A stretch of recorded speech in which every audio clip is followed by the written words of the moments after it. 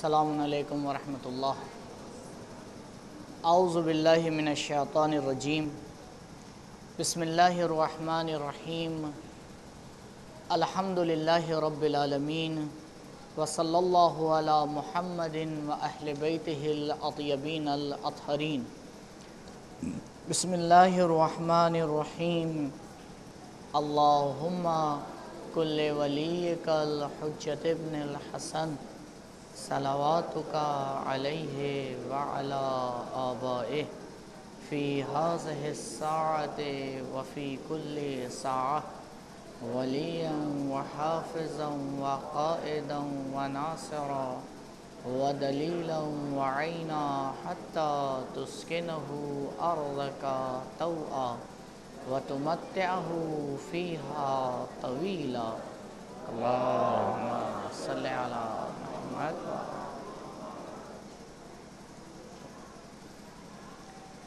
آج یہ جو اس سال کا آخری لیکچر ہے، بہرحال موضوعات بہت سے ہیں، باتیں بہت سی ہیں جسے آپ کی خدمت میں پیش کرنا ہے، لیکن آج کے لیے جس موضوع کا انتخاب کیا ہے وہ ہے امام زمانہ عجل اللہ تعالی فرجہ الشریف۔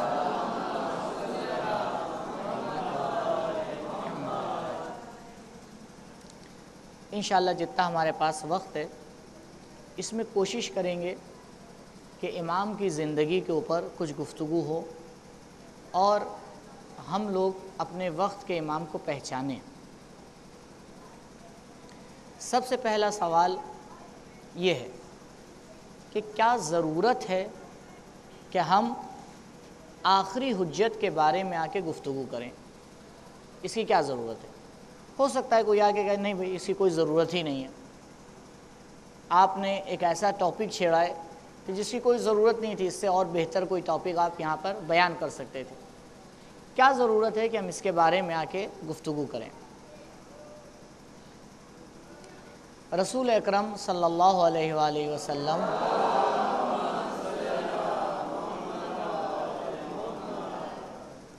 فرماتے ہیں، اس روایت پہ غور کیجئے گا، اس روایت کو شیعوں نے بھی نقل کیا ہے، اہل سنت نے بھی نقل کیا ہے۔ روایت یہ ہے، حضرت فرماتے ہیں من مات ولم یعرف امام زمانہ مات میتۃ جاہلیہ۔ اگر کوئی انسان اس دنیا سے چلا جائے، اسے موت آ جائے، من ماتا ولم یعرف امام زمانہ، لیکن اپنے وقت کے امام کو نہ پہچانے، ماتا میتۃ جاہلیہ، اس کی موت جاہلیت کی موت ہے۔ لہٰذا جاہلیت کی موت سے بچنے کے لیے ضروری ہے ہر انسان اپنے وقت کے امام کو پہچانے۔ اس حدیث سے ایک بات اور بھی روشن ہو جاتی ہے کہ ہر زمانے میں ایک امام کا ہونا ضروری ہے، کیونکہ اگر نہیں ہے تو پھر ہم پہچانیں گے کسے؟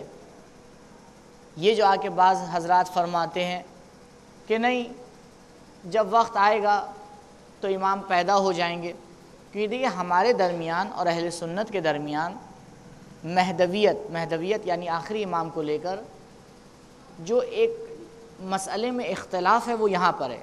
تقریباً تمام چیزوں میں اتفاق ہے، جیسا ہم مانتے ہیں ویسا ہی وہ بھی مانتے ہیں، لیکن ایک مین اختلاف جو ہمارے اور ان کے درمیان ہے وہ یہ ہے، ان کا ماننا یہ ہے، وہ بھی مانتے ہیں کہ ایک انسان آخر میں آئے گا، اس کا نام یہ ہوگا، اس کی کنیت یہ ہوگی، فلاں سے اس کا سلسلہ نسب آ کے جڑے گا اور زمین کو وہ عدل اور انصاف سے بھر دے گا، وہ بھی تمام ان باتوں کو مانتے ہیں۔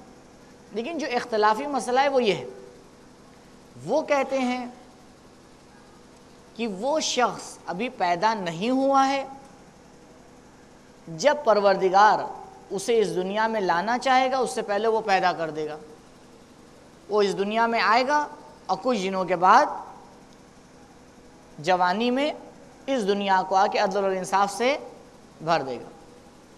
ہمارا ماننا یہ کہ نہیں، وہ انسان کہ جس کے ذمے پروردگار نے یہ ایک اہم کارنامہ رکھا ہے، اس کی ولادت ہو چکی ہے۔ اب یہیں پر وہ ہمارے اوپر اعتراض کرتے ہیں کہ بھائی اگر آپ یہ مانتے ہیں کہ اس کی ولادت ہو چکی ہے تو اس کا مطلب ہے کہ اس کی عمر بہت زیادہ ہے، تو کیسے ممکن ہے کہ اس کی عمر اتنی زیادہ ہو؟ انشاءاللہ اس کو بیان کریں گے، یہ ابھی ہمارا موضوع نہیں ہے، جب پہنچیں گے تو بیان کریں گے۔ تو صرف یہ آپ کے سامنے روشن کرنا تھا کہ ہمارا اختلاف کہاں پر ہے۔ اختلاف اس ٹاپک کے اوپر ہے کہ ولادت ہو چکی ہے یا ولادت ہوگی۔ ہمارا کیا ماننا ہے؟ ولادت ہو چکی ہے۔ ان کا کیا ماننا ہے؟ ولادت ہوگی۔ اب یہ جو روایت میں نے آپ کے سامنے پڑھی کہ جس میں حضرت یہ فرما رہے ہیں کہ اگر کوئی انسان اس دنیا سے چلا گیا اور اس نے اپنے وقت کے امام کو نہیں پہچانا، مات میتتن جاہلیہ، اس کی موت جاہلیت کی موت ہے۔ اس کا مطلب یہ ہے اگر وہ ذات موجود نہیں ہے تو ہم پہچان کس کو رہے ہیں؟ پہچاننے کا حکم وہیں پہ دیا جاتا ہے جہاں پر پہچاننے والی چیز ہو۔ اگر ہم سے آگے کہا گیا جائے کہ اللہ کی معرفت حاصل کرو، اس کا مطلب کہ اللہ ہے، تبھی تو ہم سے کہا جا رہا ہے کہ اللہ کی معرفت حاصل کرو۔ اگر ہم سے یہ کہا جا رہا ہے کہ اپنے وقت کے امام کی معرفت حاصل کرو، دیکھیے روایت یہ نہیں کہہ رہی ہے امام کی معرفت، روایت کیا کہہ رہی ہے؟ امامہ زمانے ہی، جو اس کے زمانے کا امام ہے اس کی معرفت۔ من مات ولم یعرف امامہ زمانے ہی، اگر کسی انسان نے اپنے وقت کے امام کی معرفت حاصل نہیں کی تو وہ مات میتتن جاہلیہ۔ تو دو باتیں اس سے روشن ہو رہی ہیں۔ پہلی بات کہ وقت کے امام کی معرفت واجب ہے۔ وقت کے امام کی معرفت کیا ہے؟ مستحب نہیں ہے، واجب ہے۔ ہر انسان کے اوپر واجب ہے کہ وہ اپنے وقت کے امام کی معرفت حاصل کرے۔ اگر نہیں کرے گا تو اس کی موت کون سی موت ہے؟ جاہلیت کی موت ہے۔ یعنی اس کا مطلب یہ ہے کہ وہ ابھی اسلام لے کر نہیں آیا ہے، ابھی وہ دوران جاہلیت میں، وہ اس زمانے میں کہ جب اسلام نہیں آیا تھا۔ یہ پہلی بات۔ دوسری بات، امام ہیں، اس روایت سے یہ بھی سمجھ میں آ رہا ہے کہ ایک زمانے کا امام زندہ موجود ہے، لہٰذا اور زیادہ اس کے اوپر وقت لگانے کی ضرورت نہیں ہے، بہت آسانی سے بات سمجھ میں آتی ہے۔ ایک روایت اور ہے، اس کو بھی بیان کر دے تاکہ روشن ہو جائے کہ ہر وقت ایک امام کا ہونا ضروری ہے۔ اور اس روایت کو بھی شیعوں نے بھی نقل کیا، اہل سنت نے بھی نقل کیا ہے۔ روایت یہ، لولا الحجہ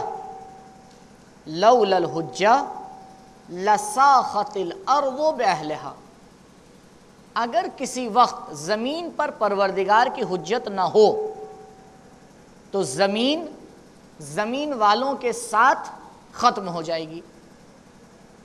تو کیا زمین ختم ہو گئی ہے یا باقی ہے؟ اس کا مطلب یہ ہے کہ ایک حجت ہے، کیونکہ پروردگار کہہ رہا ہے اگر حجت نہیں ہوگی تو کیا ہوگا؟ زمین ختم ہو جائے گی۔ تو زمین تو اپنی جگہ کے اوپر باقی ہے، اس کا مطلب کہ حجت ہے۔ اس روایت سے بھی یہ پتہ چل رہا ہے کہ ایک زندہ امام ہے، ایک حجت ہے۔ اگر حجت نہیں ہے تو پھر زمین کیسے اپنی جگہ کے اوپر باقی ہے؟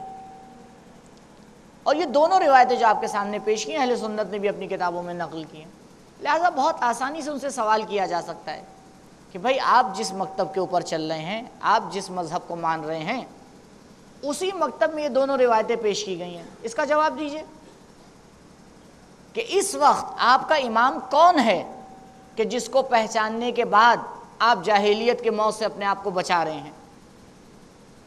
اس وقت حجت کون ہے کہ جس کے ہونے کی وجہ سے زمین اپنی جگہ کے اوپر باقی ہے؟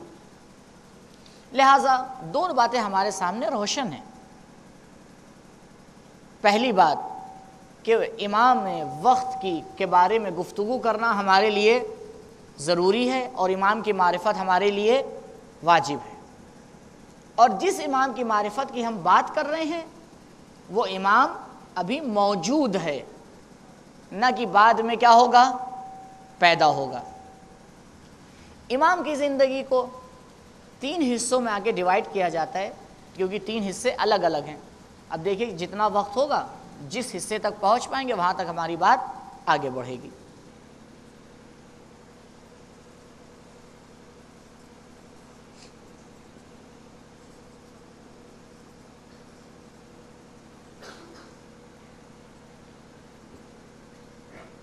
تین ادوار ہیں یعنی 3 دورے ہیں امام کی زندگی کے. پہلا دور ہے اس کا نام رکھا گیا دور خفا کا دور. دوسرا ہے غیبت کا دور.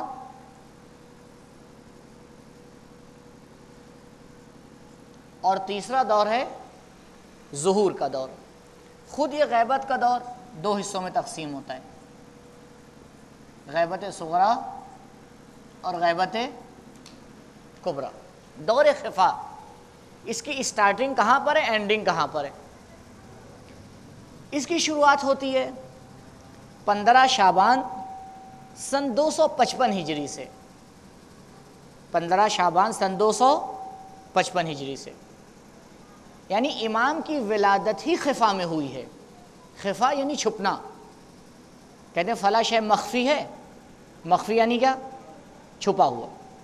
تو پہلا دور جو پہلا امام کی زندگی کا حصہ ہے، یہ وہ امام کا وہ دور ہے کہ جو امام لوگوں کے درمیان ہیں لیکن ابھی چھپے ہوئے ہیں. یہ غیبت سے ہٹ کے بات ہے. تو یہ دور شروع ہوتا ہے کب سے؟ 15 شعبان سن 255 ہجری سے، یعنی چاند والی تاریخ جو ہے اس کے لحاظ سے. ختم کب ہوتا ہے؟ ختم ہوتا ہے 8 ربیع الاول سن 260 ہجری. 8 ربیع الاول سن 5 سال سے کچھ کم. یہ جو دور ہے اس میں چند اہم باتیں ہیں ہمارے سامنے. سب سے پہلی اہم بات، یعنی جو تقریباً 5 سال کا ٹائم ہے، یہ جو 5 سال کا پیریڈ ہے، اس 5 سال میں کچھ اہم باتیں ہمیں سیکھنا ہے اور ہمیں پتہ ہونا چاہیے. پہلی بات سب سے امام کی ولادت ہے کہ امام کے ولادت سے ہی اس دور کا کیا ہوتا ہے؟ آغاز ہوتا ہے. اب 11ویں امام، امام حسن عسکری علیہ السلام،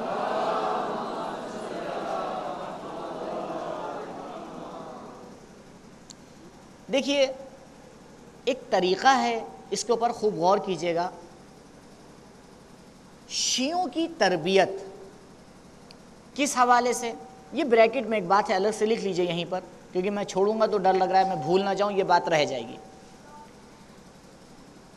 جب سے پروردگار نے اپنے نبی کو مبعوث کیا، کہا اے نبی جائیے پبلک کو میرا پیغام پہنچائیے. کون سی تاریخ ہے وہ؟ جس تاریخ میں ہمارے نبی نبوت ظاہری کے اوپر فائز ہوئے ہیں. جزاک اللہ. 27 رجب ہجرت سے 10 سال پہلے، ہجرت سے 10 سال پہلے یہاں سے وحی کا سلسلہ آغاز ہوتا ہے.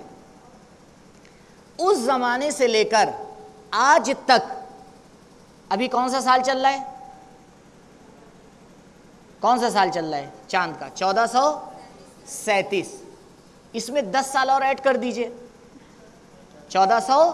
ہاں، یہ جو 1447 سال کا پیریڈ ہے، یعنی تقریباً 1450 سال، 1500 سال. اس 1500 سال میں معصومین نے ہماری کیا تربیت کی ہے؟ خوب اس کے اوپر غور کریے، کیسے ہماری تربیت کی ہے. سب سے پہلے تقریباً 200 سال تک، 210 سال تک، چلیے میں اسے لکھ دیتا ہوں آپ کے لیے. 27 رجب ہجرت سے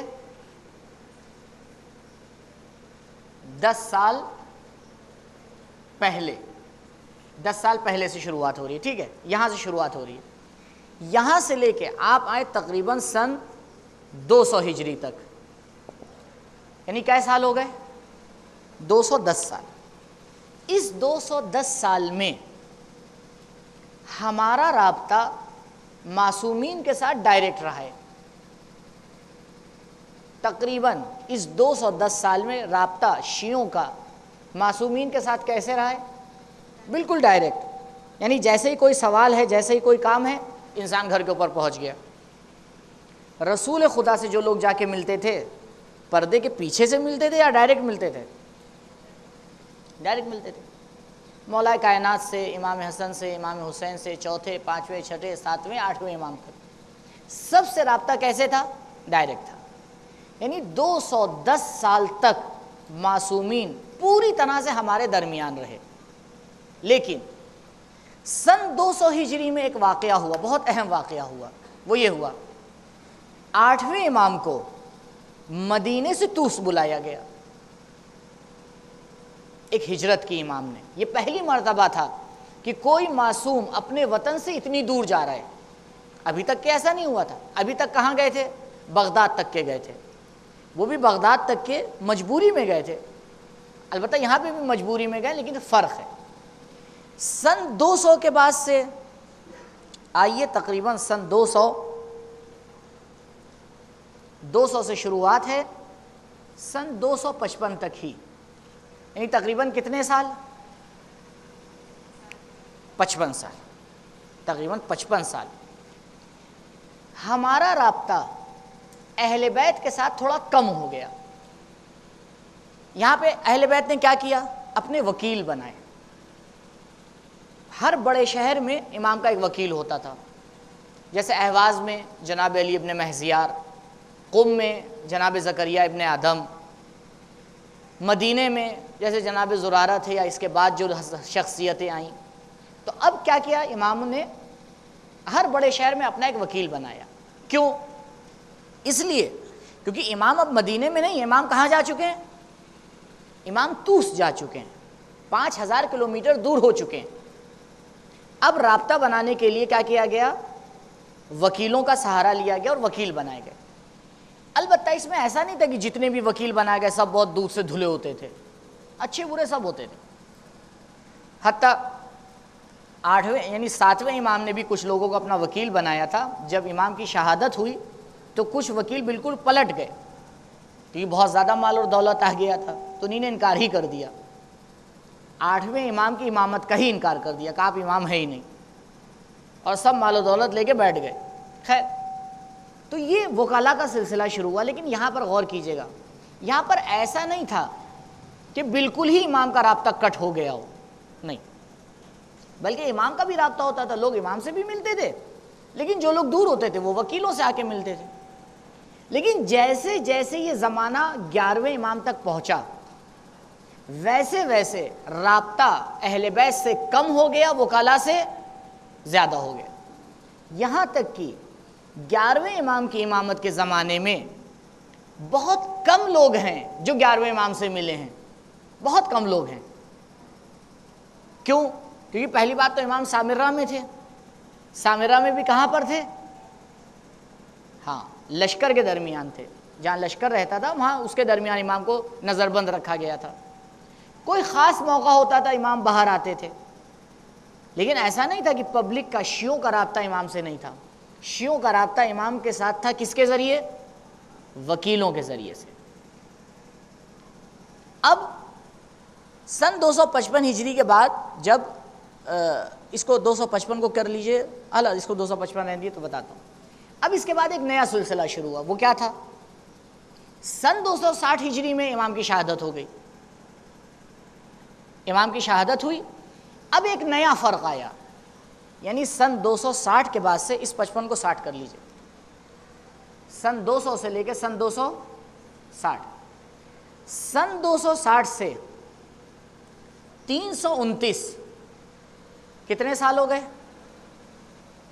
تقریباً 70 سال، ایک سال کم 70 سال۔ اس 70 سال میں ایک فرق آیا، وہ یہ تھا، یہاں جو امام کے وکیل ہوتے تھے کئی ہوتے تھے، جیسے پوری مملکت اسلامی میں امام کے 5-6 لوگ وکیل ہیں، لیکن اس زمانے میں صرف ایک ہوتا تھا۔ غیبت صغرا میں امام کے کئے نائب ہیں؟ ہاں، ایک کا نام تو آپ سب کو یاد ہے، جس کے نام پہ ہم لوگ عریضہ ڈالا کرتے ہیں، کم سے کم الحمدللہ 4 میں سے 1 کا تو یاد ہے، بہت اچھی بات ہے۔ یہ 4 اسی پیریڈ میں ہیں، ان 4 کا یہ زمانہ ہے۔ 70 سال میں یہ امام کے 4 وکیل ہیں۔ پھر سن 329 سے لے کے آج تک ابھی یہ جو پورا زمانہ ہے، اس میں امام کے وکلاء کا طریقہ دوسرا ہے۔ وہ کیا ہے؟ وہ ہے اجتہاد اور مرجعیت، کہ ابھی یہاں تک کہ پہنچیں گے۔ تو کیسے ہم لوگ کی تربیت کی گئی؟ ایسے تربیت کی گئی، پہلے آ کے خود ڈائریکٹ پبلک سے رابطہ رہا، اس کے بعد آ کے وکیل بنائے گئے، عام وکیل، ہر جگہ پہ ایک وکیل بنایا گیا۔ اس کے بعد امام نے ایک خاص انسان کو اپنا وکیل بنایا۔ پھر امام نے آگے کہا بس اب تمہاری تربیت ہو چکی، اب تم سمجھ چکے ہو کہ ہم کیسے انسانوں کو اپنا وکیل بناتے ہیں، اب یہ تم سیکھ گئے ہو، اب ہم تمہیں نہیں بتائیں گے، اب خود تم آنا علماء کے درمیان سے کسی ایک کو میرا وکیل جو ہے اس کو تم تلاش کرنا۔ اب کام سخت ہو گیا یا نہیں؟ بھائی سن 329 تک ہم لوگ کا کام بہت آسان تھا۔ کیوں؟ امام خود آتے تھے، بتا دیتے تھے فلاں انسان میرا وکیل ہے، جناب عثمان ابن محمد وکیل ہیں، جناب حسین ابن رو وکیل ہیں، جناب علی ابن محمد سیمری وکیل ہیں، جناب عثمان ابن سعید وکیل ہیں۔ بہت کام آسان تھا۔ لیکن امام نے کہا کہ ہمیشہ یہ طریقہ نہیں رہے گا کہ ہم بار بار آ کے تمہارے لیے بتاتے رہیں۔ اب تم اتنے سمجھدار ہو چکے ہو، کتنے سال ہماری تربیت ہو چکی ہے؟ 329 سال، یہ 10 سال اور ایڈ کر لیجئے، 340 سال جس قوم کی تربیت ہوئی ہو، کئی نسلیں گزر چکی ہیں۔ جب یہ تربیت ہو چکی تب امام نے کہا اب تمہارے حوالے، اب تم آنا، جو فقہا ہوں گے ان کے درمیان سے ایک عالم کو چننا، اس کی تقلید کرنا۔ تو یہ جو تقلید کا آج کل سلسلہ ہے، یہ وہی سلسلہ ہے جو امام کے زمانے میں تھا، بس فرق یہ ہے کہ سن 329 تک امام خود چنتے تھے، 329 کے بعد امام نے ہمیں صفات بتا دی۔ وَأَمَّا مَنْ كَانَ مِنَ الْفُقَهَاءِ سَائِنًا لِنَفْسِهِ حَافِظًا لِدِينِهِ مُطِيعًا لِأَمْرِ مَوْلَاهُ فَلِلْعَوَامِ أَنْ يُقَلِّدُوهُ۔ اگر علماء کے درمیان سے کوئی ایسا فقیہ اور مجتہد تمہیں ملے جو دین کی حفاظت کرتا ہو، اپنے نفس کے اوپر قابو رکھتا ہو، حلال اور حرام کی رعایت کرتا ہو، تو عوام پر واجب ہے کہ اس کی تقلید کرے۔ اس سے بڑی کوئی تقلید کے لیے دلیل چاہیے؟ اب اگر کوئی بیمار ہے تو اس کے لیے ہم بھائی کچھ نہیں کر سکتے۔ جو آگے تقلید کی مخالفت کرتا ہے وہ امام کی مخالفت کرتا ہے، کیونکہ تقلید کا سسٹم ہمہ بنایا ہوا نہیں ہے، ائمہ کا بنایا ہوا ہے۔ اب اگر مخالفت کرنا ہے تو بسم اللہ آئیے امام کی مخالفت کیجیے، ہمیں کیا کرنا ہے؟ اپنی زندگی کو جہنم بنا لیجیے۔ غور کیجیے گا اس جملے کے اوپر جو کہنے جا رہا ہوں پوری امانت داری کے ساتھ۔ مجتہد کے فتوے پر عمل کرنا اسی طرح سے واجب ہے جیسے امام کی بات پر عمل کرنا، کوئی فرق نہیں ہے۔ اگر آپ یہ کبھی سوچ لیں میں تو مجتہد ہیں چلو دیکھا جائے گا، اس کا مطلب یہ کہ آپ ابھی امام کو نہیں پہچانے ہیں۔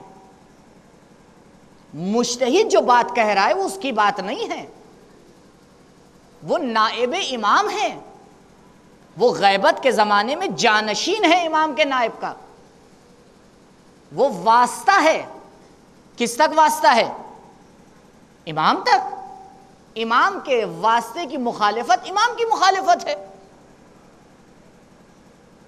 اگر آپ کسی کو اپنا نائب بنا کے بھیجیں کسی شہر میں اور آ کے اس کی پٹائی کر دی جائے تو آپ کی توہین ہوئی یا نہیں ہوئی؟ کیا آپ کہیں گے ہم کوئی بات نہیں چلو چلے گا؟ نہیں، جو نائب بنا کے بھیجا جاتا ہے وہ ذمہ دار ہوتا ہے۔ ہمارے فقہا نائب امام ہیں، اگر ان کی مخالفت کوئی کر رہا ہے اس کا مطلب سیدھے امام کی مخالفت کر رہا ہے۔ روایت کے اندر آیا ہے 11ویں آخری حجت امام زمانہ علیہ الصلوۃ والسلام،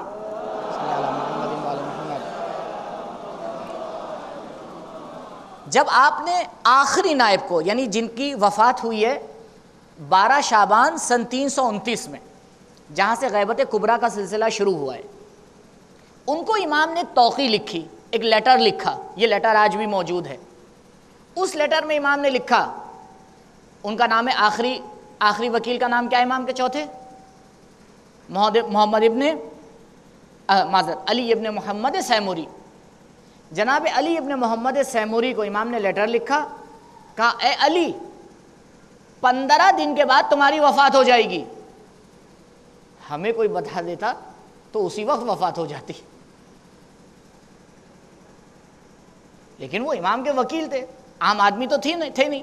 امام نے کہا اے علی 15 دن بعد تمہاری وفات ہونے والی، اپنا کام صحیح کر لو، جو حساب اور کتاب کرنا ہے اس کو صحیح کر لو، اور اب اپنے بعد کسی کو نائب مت بنانا، کیونکہ اب غیبت کبریٰ کا زمانہ شروع ہونے والا ہے۔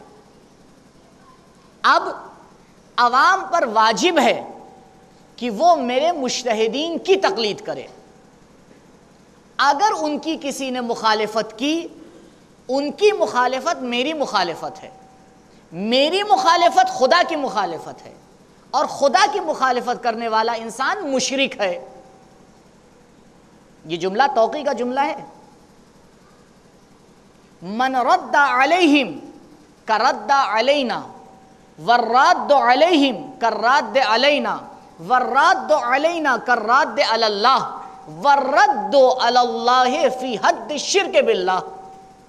یہ توقیع کا جملہ ہے۔ پہلے دن سوال کیا گیا تھا نا تقلید پر، میں نے کہا تھا رک جائیے، آئے گا انشاءاللہ تفصیل سے۔ یہ ہے، لہٰذا آج یہ جو غیبت والا دوسرا حصہ ہے جس میں ہم زندگی کر رہے ہیں، یہ طریقہ امام نے اپنایا ہے۔ یہ طریقہ کار شروع سے ہی سسٹم بنایا گیا تھا کہ دیکھو تمہیں ہم تربیت کر کے اتنا اوپر لے آئیں گے کہ اب ضرورت نہیں پڑے گی کہ بار بار ہم آ کے چنیں، نہیں، اب تم اتنے سمجھدار بن جاؤ، اب تم اتنے عقل مند بن جاؤ کہ اب اگر ہم پردہ غیب میں ہیں تو تمہیں پتہ ہونا چاہیے کہ تمہارے معاشرے کی باغ ڈور کس کے ہاتھ میں ہے۔ تمہارے معاشرے کی باغ ڈور پرائم منسٹر کے ہاتھ میں نہیں ہے۔ غور کیجئے گا، ہماری زندگی کے 2 رخ ہیں، خوب غور کیجئے گا۔ ایک رخ سے ہم ہندوستانی ہیں، لیکن دوسرے رخ سے ہم شیعہ ہیں۔ اسے آپس میں خلط نہ کیا کیجئے، مکس اپ نہیں کرنا چاہیے۔ شیعہ ہونے کے الگ تقاضے ہیں، ہندوستانی ہونے کے اپنے الگ تقاضے ہیں۔ وطن، اس کی محافظت آپ پر واجب ہے کیونکہ آپ ہندوستانی ہیں۔ ووٹ دینا آپ کا ادھیکار ہے کیونکہ آپ ہندوستانی ہیں۔ سرکار سے اپنا حق ماننا آپ کا فرض ہے کیونکہ آپ ہندوستانی ہیں۔ جو ملک کا پریزیڈنٹ ہے، جو ملک کی عوام اکثریت آ کے اس کو چن رہی ہے، اس کو آپ کو بھی ماننا ہے کیونکہ آپ ہندوستانی ہیں۔ لیکن اس کا مطلب یہ نہیں ہے کہ وہ شرعی طور پر ہمارے لیے حجت ہے۔ شرعی طور کے اوپر آپ شیعہ ہیں، شیعہ کا رہبر اس کا مجتہد ہوتا ہے۔ لہذا اگر شیعت میں اور ہندوستانی ہونے میں ٹکراؤ ہو جائے، شیعت پہلے ہے، ہندوستانی بعد میں ہے۔ مذہب ہر چیز سے آگے ہوتا ہے، اور الحمدللہ ہمارا مذہب اور مکتب اتنا خوبصورت ہے کہ اس سے بہتر کوئی قانون لا ہی نہیں سکتا وطن کے حوالے سے۔ آپ کسی بھی مکتب کو اٹھا کے پڑھ لیجئے، کوئی مکتب آ کے آپ سے یہ نہیں کہہ سکتا کہ بجلی چوری کرنا حرام ہے، لیکن ہمارا مکتب کہتا ہے۔ کیوں؟ کیونکہ وہ مکتب انسانیت کا مکتب ہے، لہذا ٹکراؤ ہوتا ہی نہیں کہیں پر، ہم نہیں سمجھ پاتے۔ اگر ہمیں شرعی حوالے سے، تشیع کے حوالے سے کسی کو فالو کرنا ہے تو وہ ہمارے مجتہدین ہیں۔ کیوں؟ کیونکہ غیبت کے زمانے میں امام نے انہیں ہمارے لیے کیا بنایا ہے؟ حجت بنایا ہے۔ بالکل آپ چلے جائیے بنی عباس کے زمانے میں، بنی عباس کے زمانے میں کیا ہوتا تھا بھئی؟ بنی عباس کے زمانے میں جو لوگ اس حکومت میں جی رہے ہوتے تھے، بہت سی ایسی چیزیں ہوتی تھی جو ان کو فالو کرنا پڑتی تھی، لیکن اس کا مطلب یہ نہیں تھا کہ ان کے جو زندہ امام ہیں وہ اس کو چھوڑ دیا انہی نے، نہیں، شیعہ ہونے کے اعتبار سے، تشیع کے اعتبار سے وہ ان کو لے کے چلتے تھے۔ خیر، اب آئیے دوبارہ پلٹتے ہیں اپنی گفتگو کے اوپر۔ خفا کا دور، خفا کا دور یہ جو 5 سال کا ہے، اس میں ابھی کون سا سسٹم چل رہا ہے؟ اس میں ابھی سسٹم یہی چل رہا ہے، ابھی 11ویں امام زندہ ہیں، 12ویں امام کی ولادت ہوئی ہے، بہت ہی مخفی طریقے سے، اور عجیب ولادت ہے، ایک دم الگ ہے، کسی امام کی ایسے ولادت نہیں ہوئی ہے۔ اب دیکھیں 11ویں امام ایک بہت مشکل میں آ کے، بہت ایک عجیب دو راہے پہ آ کے کھڑے ہو گئے ہیں۔ ایک، یہ جو دور چل رہا ہے یہ کون سا دور ہے؟ خفا کا دور ہے۔ یہ دور ایسا ہے کہ آخری حجت کی ولادت اتنے چھپ کے ہوتی ہے کہ حتیٰ ان کی ماں کو بھی نہیں پتا ہوتا ولادت سے 2 گھنٹے پہلے کہ میرے گھر میں ایک بچہ آنے والا ہے، حتیٰ ان کی دادی کو نہیں پتا ہوتا کہ جو ہر وقت وہاں پر موجود ہیں کہ ارے آخری حجت کی ولادت ہونے والی ہے۔ جو امام کے گھر میں خادم ہیں ان کو نہیں پتا ہے، انہی نے زندگی میں ایک بار دیکھا امام کو۔ جب امام نماز جنازہ پڑھانے آئے ہیں تو بہت سے جو امام کے گھر کے خادم تھے انہی نے پہلی بار امام کو دیکھا ہے۔ کیوں؟ کیونکہ دور کون سا دور ہے؟ خفا کا دور ہے۔ لیکن ایک دوسرا بھی مسئلہ امام کے سامنے ہے، اگر امام کی ولادت کو عام نہیں کیا جائے گا تو پتہ کیسے چلے گا کہ امام کی ولادت ہوئی ہے؟ بہت مشکل کام ہے کہ ولادت کو بیان بھی کرنا ہے اور ولادت کو چھپا کے بھی رکھنا ہے۔ پتہ نہیں ہم لوگ نے اہل بیت سے کیا سیکھا ہے، بہت سی جگہ پہ ہم یہ کام نہیں کر پاتے۔ بہت سی ہمارے معاملات ایسے ہیں کہ جسے منبر پہ نہیں بیان کیا جا سکتا ہے، بہت سی ہماری ایسی چیزیں ہیں کہ جو ہمارے آپس کے معاملات ہیں، کچھ لوگ یہ نہیں سمجھ پاتے، جذباتی سمجھتے ہر چیز منبر پہ بیان کرنا ہے۔ ہر چیز منبر پہ نہیں بیان کی جاتی۔ اگر ہر چیز منبر پہ بیان کرنا ہوتی تو امام کی ولادت ہوتی، امام آتے منبر کے اوپر اعلان کر دیتے ایھا الناس آخری حجت کی ولادت ہو گئی، کیا نتیجہ نکلتا؟ ابھی ہم سمجھدار نہیں بن پائے، ابھی ہم یہی نہیں سمجھ پائے کیا ہمیں آپس میں بات کرنا ہے، کس چیز کو ہمیں آ کے علنی طور پر کہنا ہے، اعلان کرنا ہے، کس چیز کو ہمیں آپس میں آ کے بات کرنا ہے، یہی ہمیں نہیں پتہ ہے۔ عوام کی بات تو دور، جو لوگ عوام کی باغ ڈور سنبھالیں انہیں نہیں پتہ ہے۔ خیر، یہاں پر امام نے ایک راستہ اپنایا، امام نے ایک راستہ یہ اپنایا کہ آخری حجت کی ولادت کو کچھ خاص لوگوں کو بتایا۔ کچھ لوگوں کو امام نے لیٹر لکھا، خط لکھا کہ دیکھو آخری حجت کی ولادت ہو چکی ہے اور اسے ہر ایک کو مت بتانا، یہ ہم تمہیں اس لیے بتا رہے ہیں، جیسے جناب اسحاق ہیں، جناب اسحاق قمی کہ جن کو امام نے لیٹر لکھا ہے اور ان سے تاکید کی دیکھو ہر ایک کو مت بتانا، اس لیے کہ ایک پروردگار کا ایک پوشیدہ امر ہے۔ تو امام نے پہلا کام یہ کیا۔ دوسرا کام امام نے یہ کیا کہ امام کا کئی بار عقیقہ کروایا، صبح میں نے اشارہ کیا تھا، آخری حجت کا کئی بار عقیقہ ہوا ہے، شاید 10-15 عقیقے ہوئے ہیں امام کے۔ تو جب عقیقہ امام کرتے تھے تو گوشت کو بھیجتے تھے کسی محلے میں، کسی گھر پہ، تو اس کے لیے سوال ہوتا تھا کہ بھئی یہ گوشت امام نے کیوں بھیجا ہے؟ تو امام کہتے تھے یہ عقیقے کا گوشت ہے۔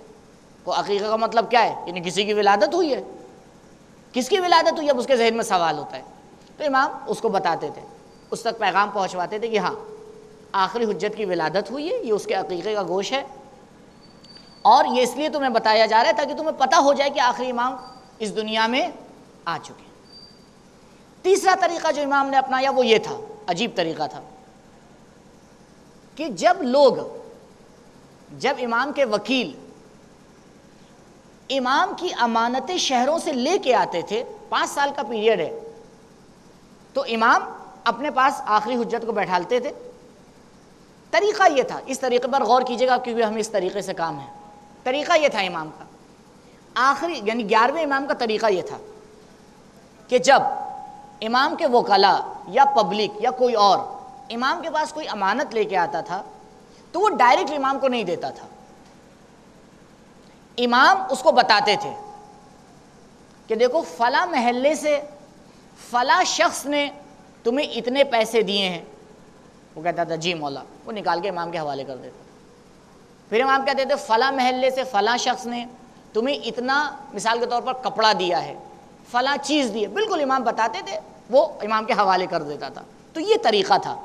اس طریقے کا کیا فائدہ ہے ابھی آپ کو سمجھ میں آئے گا، تھوڑی دیر میں سمجھ میں آئے گا کہ اس کا کیا فائدہ ہے، کیا فائدہ ہوا. لیکن جب آخری حجت کی ولادت ہو گئی تو امام نے اپنی زندگی میں یہ کام کر دیا امام کے حوالے. قم سے ایک ڈیلیگیشن آیا، 40 لوگ 30 لوگ آئے امام کے پاس. یہ ان کی روایت ہے، جناب شیخ صدوق نے اپنی کمال الدین میں اس روایت کو پورا بہت تفصیل سے نقل کیا. میں شارٹ میں بتا رہا ہوں آپ کو. وہ لوگ آتے ہیں امام کے پاس اور دیکھتے ہیں، وہ نقل کرتے ہیں کہ جب ہم امام کے پاس پہنچے تو دیکھا امام کے پاس ایک بچہ بھی بیٹھا ہوا تھا، 4 سال کا ایک بچہ امام کے سامنے تشریف فرما تھا. تو ہم جب پہنچے تو ہم نے کہا، سلام کیا، امام سے احوال پرسی ہوئی. اب ہم منتظر تھے کہ امام بتائیں گے تو ہم جو امانتیں لے کے آئیں وہ امام کے حوالے کر دیں گے، کیونکہ طریقہ یہی تھا، پہلے امام بتاتے تھے پھر ہم امام کے حوالے کرتے تھے. امام متوجہ ہوئے اس بچے کی طرف، کہا بیٹا آپ بتائیے یہ امانتیں کیا ہیں. تو امام نے امانتیں بتانا شروع کی. پہلی امانت جو امام نے بتائی وہ یہ تھی، کہا دیکھو تم شہر رے کے فلاں محلے سے 1000 دینار لے کے آئے ہو. اس 1000 دینار میں 10 دینار ایسے ہیں جن کے اوپر نشان نہیں ہے، مٹ چکا ہے. اور اس 1000 دینار میں 100 دینار حرام کے ہیں، 900 دینار حلال کے ہیں. وہ لوگ امام کے حوالے کرتے ہیں، 11ویں امام کے حوالے کرتے ہیں. امام اس کو حوالے کرتے ہیں 12ویں امام کے، کہتے ہیں بیٹا حلال اور حرام کو الگ کر دو. امام اسی دینار میں سے 100 دینار الگ کرتے ہیں، کہتے ہیں یہ حرام والے ہیں 100، یہ 900 حلال کے ہیں. پھر وہ جو 100 دینار ہے وہ واپس کر دیتے ہیں، کہتے ہیں اس کو لے جا کے واپس کر دینا، اس سے ہمیں کوئی کام نہیں ہے، کیونکہ مال حرام میں ہمارا کوئی دخل نہیں ہوتا. غور کیا آپ نے؟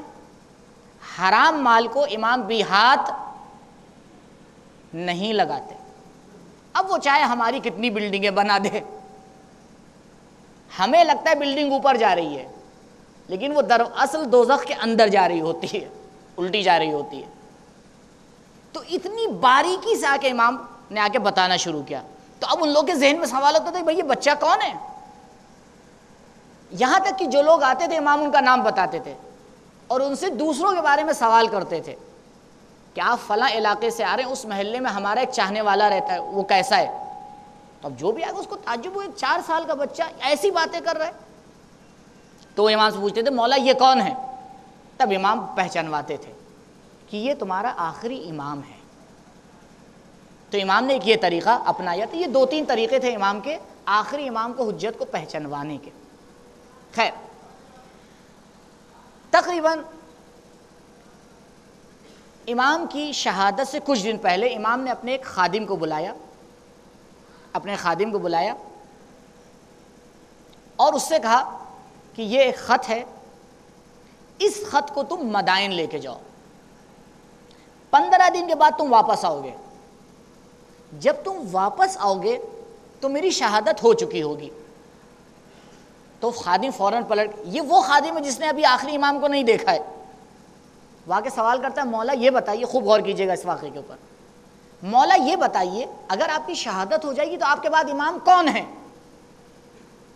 اسے کہتے ہیں سمجھداری. کیوں؟ کیونکہ اس کو یہ روایت ذہن میں تھی، لولا الحجت لساخت الارض باہلہا.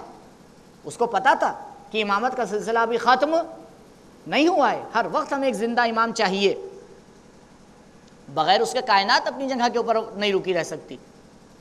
امام نے کہا جو میرے خطوں کا تم سے جواب مانگے وہ میرے بعد امام ہے، میں خط لکھ رہا ہوں، جواب میرا نائب آ کے لے گا۔ راوی کہتا ہے، خادم کہتا ہے، خادم کا نام ہے ابو الادیان، خادم کا نام جو ہے وہ ہے ابو الادیان، راوی بھی یہی خادم ہے۔ جناب ابو الادیان کہتے ہیں کہ میں نے امام سے سوال کیا کہ مولا کچھ اور نشانی بتائیے۔ امام کہتے ہیں اس کی ایک نشانی یہ ہے جو میرے جنازے کے اوپر نماز پڑھائے۔ ابو الادیان کہتے ہیں میں نے پھر پلٹ کے پوچھا کہ مولا کچھ اور نشانی بتائیے۔ امام نے کہا جو جس طرح سے میں لوگوں سے مال اور دولت لیتا تھا اور بتاتا تھا اسی طرح سے لے، یعنی اس کو بتانے کی ضرورت نہ پڑے کہ ہم کیا لے کے آئیں، وہ خود سے بتائے۔ جناب ابو الادیان کہتے ہیں جب یہ تیسری میں نے علامت سنی پھر مجھے امام کا خوف اور امام کی ہیبت نے مجھے روک لیا، پھر میں نے آگے کچھ نہیں پوچھا، میں نے امام سے خط لی اور خط لے کے میں مدائن چلا گیا۔ 15 دن کے بعد میں واپس آیا، جیسا امام نے کہا تھا، جیسے ہی میں نے سامرہ میں قدم رکھا فوراً مجھے پتہ چل گیا امام کی شہادت ہو چکی ہے۔ میں امام کے گھر پہ پہنچا، یعنی جہاں تھے وہاں میں پہنچا، میں نے دیکھا دروازے پر امام کے بھائی جعفر کھڑے ہوئے ہیں، لوگ آ رہے ہیں اور جعفر کے تعزیت پیش کر رہے ہیں کہ آپ کے بھائی کی شہادت ہو گئی، اس کی تعزیت پیش کر رہے ہیں اور مبارکباد دے رہے ہیں کہ آپ کو منصب امامت مبارک ہو۔ ابو الادیان کہتے ہیں ہم جعفر کو پہچانتے تھے، جانتے تھے امام کے بھائی ہیں، لیکن ہم جانتے تھے کہ اتنی ان کے اندر صلاحیت نہیں کہ امام بن سکیں، امام بچپنے سے امام ہوتا ہے۔ تو ان کے ذہن میں سوال آتا ہے کہ بھئی یہ کیا ماجرا ہے۔ خیر کہتے ہیں امام نے علامتیں تو بتائی ہیں، دیکھا جائے گا۔ وہ بھی آتے ہیں، آگے آتے ہیں، جعفر سے گلے ملتے ہیں، تعزیت پیش کرتے ہیں، لیکن جعفر ان سے کوئی خط کے بارے میں کوئی سوال نہیں کرتے۔ خیر سب جا کے بیٹھ جاتے ہیں۔ تھوڑی دیر بعد ایک خادم آتا ہے، کہتا ہے کہ جنازہ تیار ہے، چل کے نماز پڑھا دیجئے۔ اب یہ جناب ابو الادیان الرٹ کہ اب دیکھتا ہوں کون نماز پڑھاتا ہے۔ صفیں لگتی ہیں جماعت کی اور سب سے آگے جعفر جا کے کھڑے ہو جاتے ہیں۔ ابو الادیان کہتے ہیں پھر مجھے شک ہو گیا کہ بھئی اگر اس نے نماز جنازہ پڑھا دی تو امام نے کیا کہا تھا کہ جو میرے جنازے کے اوپر نماز پڑھائے وہ میرے بعد امام ہے۔ کہتے ہیں سب صفیں تیار ہو گئیں، جعفر سب سے آگے کھڑے ہو گئے۔ جیسے ہی جعفر نے ایک کوشش کی تکبیر کہیں، ایک بچہ نمودار ہوا، اس نے جعفر کی ابا کو پکڑ کے ہٹایا، کہا چچا جان یہ میرا حق ہے، ہٹ جائیے۔ اور پھر اس بچے نے آ کے نماز پڑھائی۔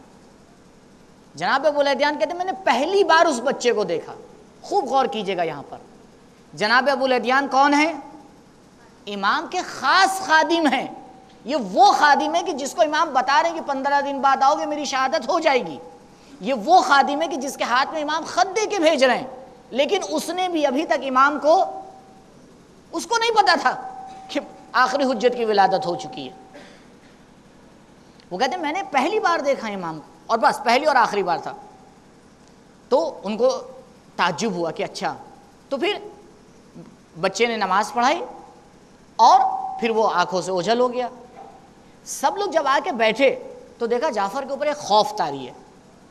اب ساری پبلک نے جعفر سے سوال کرنا شروع کیا، بھئی یہ کیا ماجرا ہے؟ جعفر نے کہا خدا کی قسم میں نے آج تک اس بچے کو نہیں دیکھا، پتہ نہیں کہاں سے آ گیا۔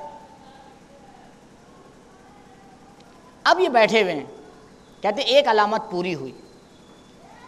یہ علامت پوری ہوئی، کہہ رہے ہم لوگ بیٹھے ہوئے تھے، ایک دم سے ایک قافلہ آیا، اور قافلہ آ کے اس نے سوال کیا کہ بھئی یہ بتاؤ کہ ہم نے سنا ہے کہ 11ویں امام کی شہادت ہو چکی ہے، یہ بتاؤ امام کا نائب کون ہے؟ وہ لوگ کہتے ہیں کیوں امام کے نائب کو کیوں پوچھ رہے ہو؟ کہتے ہیں اس لیے پوچھ رہے ہیں کیونکہ ہم کچھ امانتیں لے کے آئے، اس کے حوالے کرنا ہے۔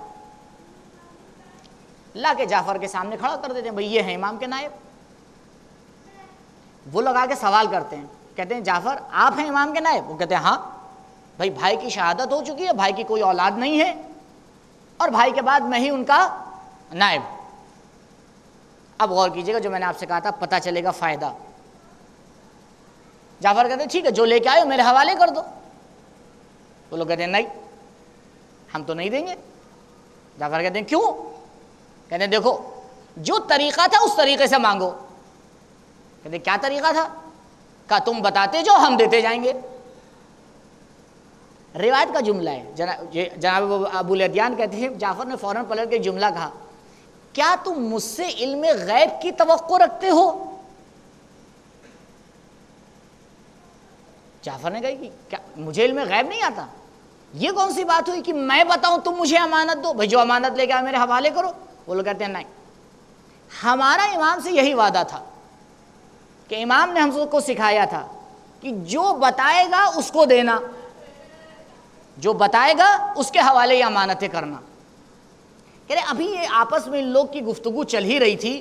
جعفر کہہ رہے تھے میرے حوالے کرو، وہ لوگ تیار نہیں ہو رہے تھے. امام کا ایک خادم آیا اور اس نے آ کے ان لوگوں سے کہا کہ تم لوگ فلاں جگہ سے آئے ہو، اتنی امانتیں اپنے ساتھ لے کے آئے ہو، فلاں فلاں لوگوں نے تم کو یہ امانت دی ہے، جو وقت کا امام ہے اس کے حوالے کر دو. ابو الادیان کہتے ہیں یہ بھی ایک دوسری علامت پوری ہو گئی. وہ لوگ جو مال و دولت لے کے آئے تھے خادم کے حوالے کیا، چلے گئے. تھوڑی دیر بعد امام کا ایک دوسرا خادم آتا ہے. وہ آ کے ابو الادیان سے کہتا ہے کہ ابو الادیان امام کے والد نے تمہارے ذمے کچھ خط کیے تھے، اس کا جواب لے کے آئے ہو، لاؤ خط ہمارے حوالے کر دو. ابو الادیان کہتے ہیں تب مجھے یقین ہوا کہ ہاں وہی بچہ امام ہے. اتنی آسانی سے امامت نہیں منتقل ہو جاتی ہے. لہٰذا یہاں تک کہ یہ خفا کا دور ختم ہوا، اب امام منصب امامت کے اوپر فائز ہو گئے. 5 سال سے کم عمر میں امام منصب امامت پہ فائز ہوئے ہیں. اور سب سے کم سنی میں جو امام بنا ہے وہ کون ہے؟ آخری حجت ہے. 9 امام جو امام بنے ہیں ان کی عمر 6 7 8 3 روایتیں ہیں. اگر 6 سال کی روایت کو بھی صحیح مان لیا جائے تب بھی 6 سال کی عمر ہے، لیکن امام کی 5 سال سے کم عمر ہے. اور اس میں کوئی تعجب کی بات نہیں ہے. اہل سنت بعض اوقات تھوڑا سا اس بات کو نہیں سمجھ پاتے ہیں بیچارے کہ یہ کون سی بات ہے، شیعہ جو ہے وہ ایک 5 سال سے کم کے بچے کو امام مان لیتے ہیں. خیر وہ اپنی ایک الگ بحث ہے، وہ اس کو سمجھانے کی ضرورت ہے، اس میں کوئی مشکل نہیں ہے. اس کے بعد سے دوران شروع ہوتا ہے کس کا؟ غیبت کا.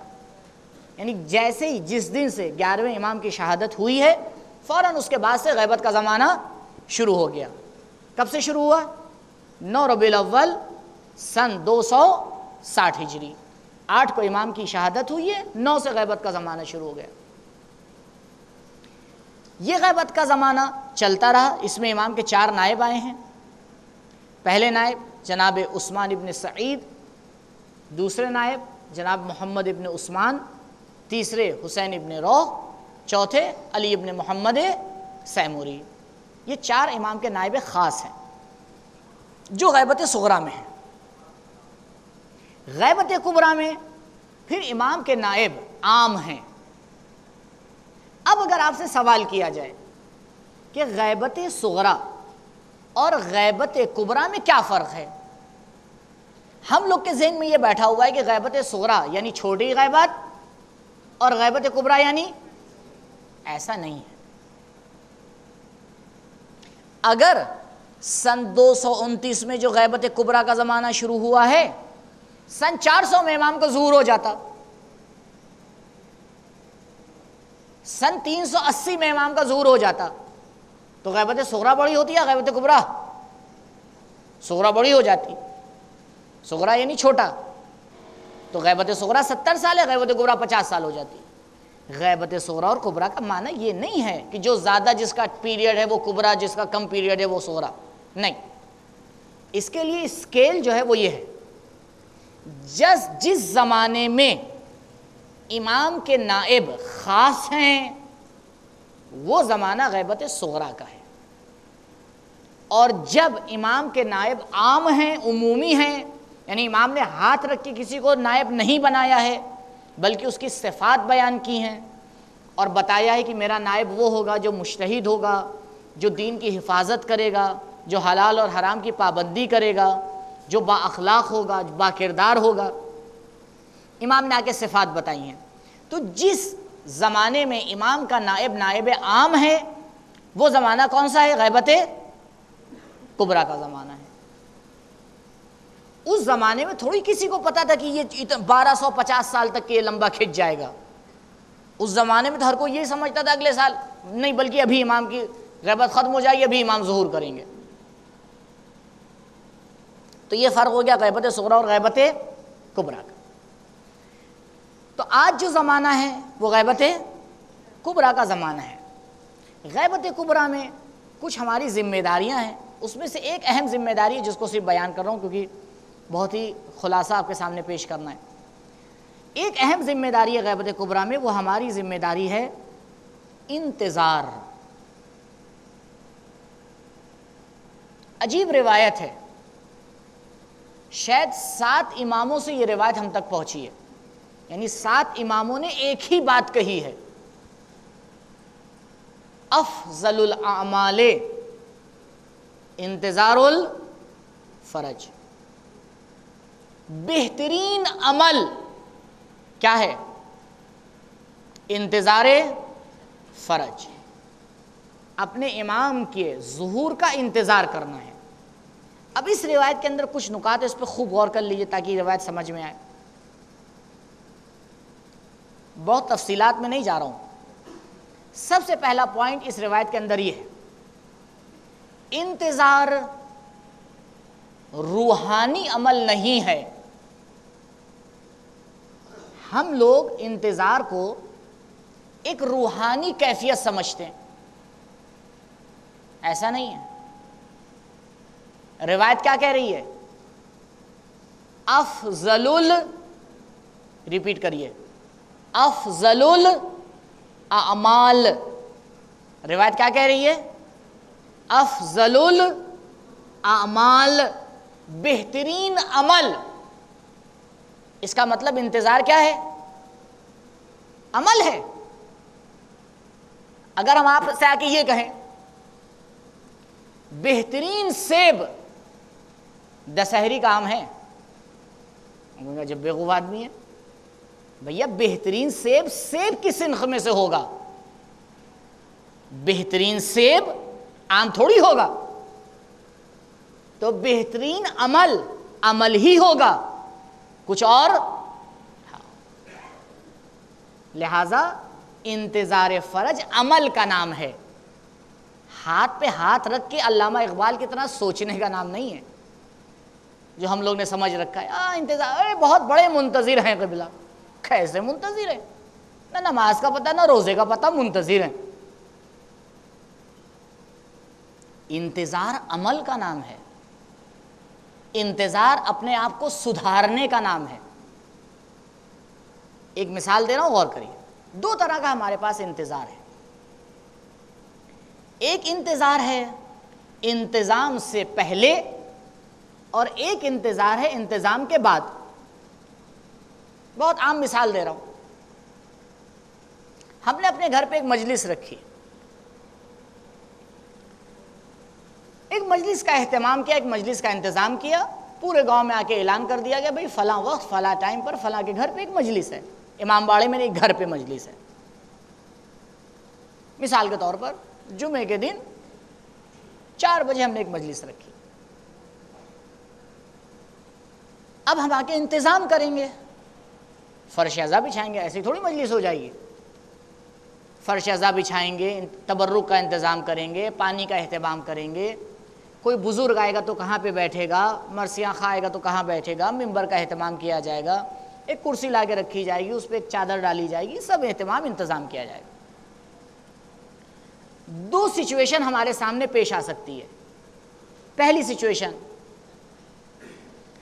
4 بجے سے پہلے ہم سارا انتظام مکمل کر لیں. تبرک تیار ہے، فرش اعضاء تیار ہے، جسے ممبر پہ جانا ہے وہ آ چکا ہے، جسے مرثیہ پڑھنا ہے وہ لوگ موجود ہیں. 4 بجے کا پبلک آئے گی، پروگرام اپنے ٹائم سے شروع ہو جائے گا. ایک سچویشن یہ ہے کہ ہمارا انتظام وقت سے پہلے پورا ہے، بالکل ایکوریٹ. اب ہمیں انتظار ہے کس کا؟ ایسی تو مجلس نہیں ہو جائے گی نا. کس کا انتظار ہے؟ پبلک کا. یہ بتائیے اس وقت ہمارا دل سکون سے ہوگا یا اس میں کوئی خلفشار ہوگا؟ بہت سکون سے ہوگا. کیوں؟ کیونکہ انتظام پورا ہے. بھائی اگر ہم انتظام پورا کر چکے ہیں تو پھر ڈر کس بات کا ہے؟ ہر چیز کا انتظام ہم نے کر لیا ہے. اب ہم صرف انتظار کریں پبلک کا، پبلک آئے اپنے ٹائم کے اوپر، ہم اپنا پروگرام شروع کریں. لیکن تھوڑا سا آ کے بدلیے، اس ایپیسوڈ کو تھوڑا سا چینج کرتے ہیں.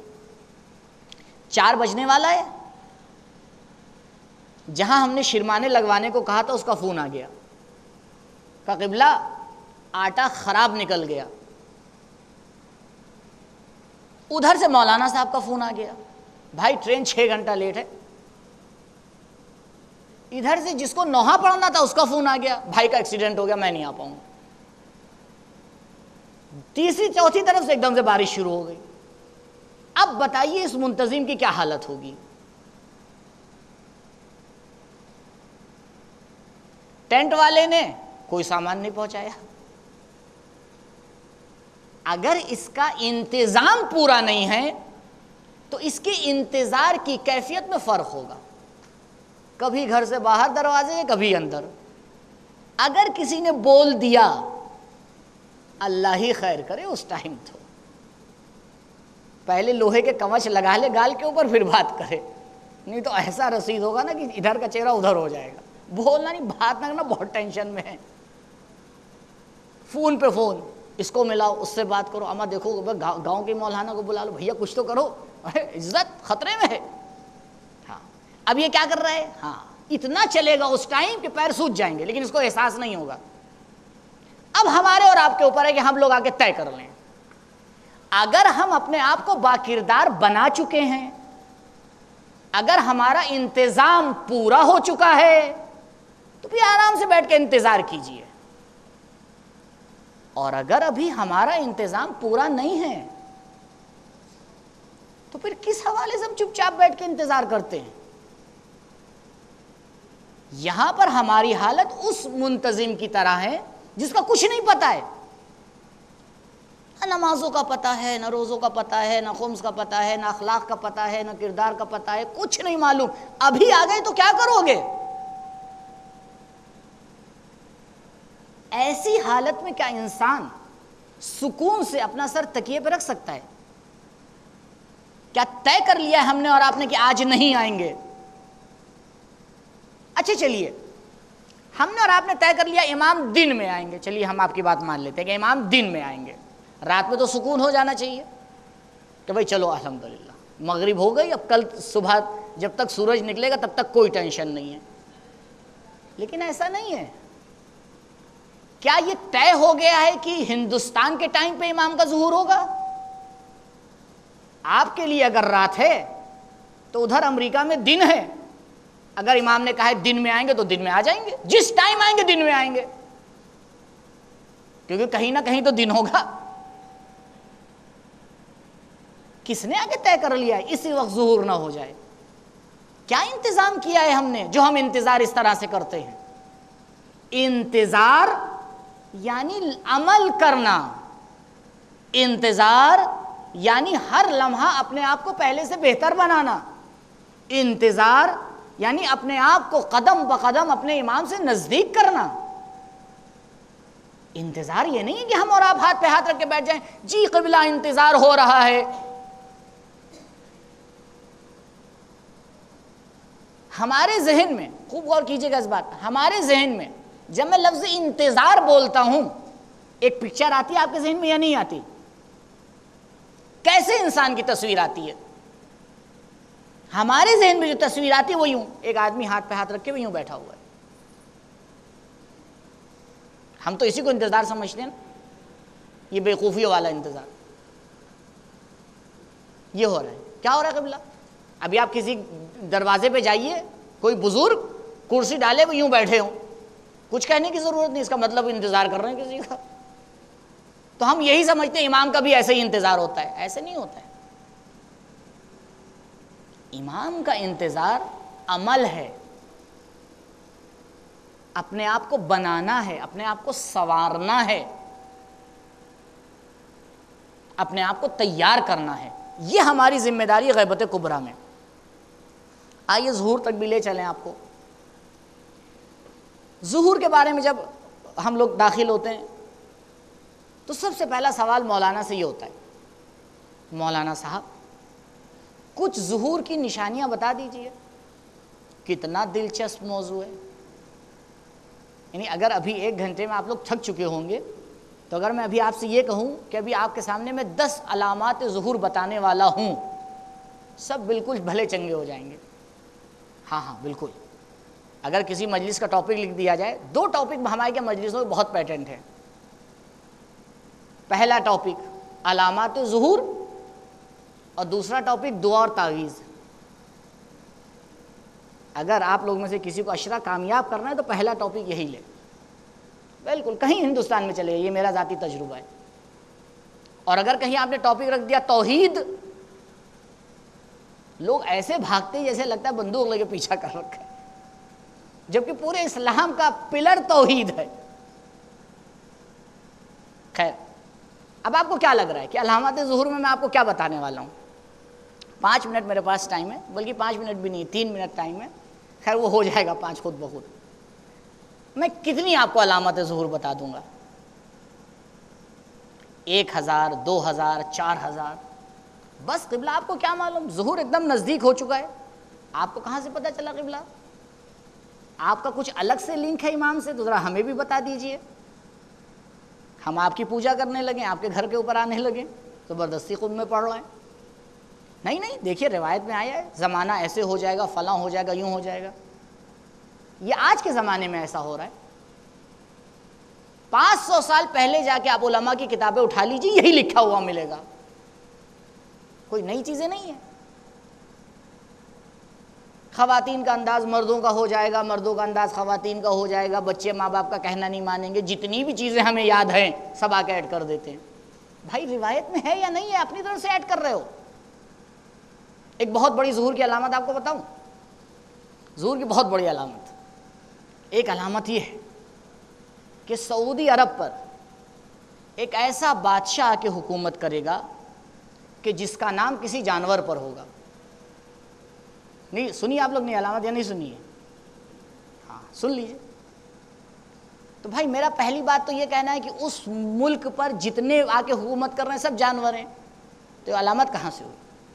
دوسری بات, ان کے اکثر نام جانوروں کے اوپر ہوتے ہیں, شیر, چیتا, بلی کے اوپر. تو یہ کون سی علامت ہے؟ کس سے آپ کیا سمجھ پائیں گے؟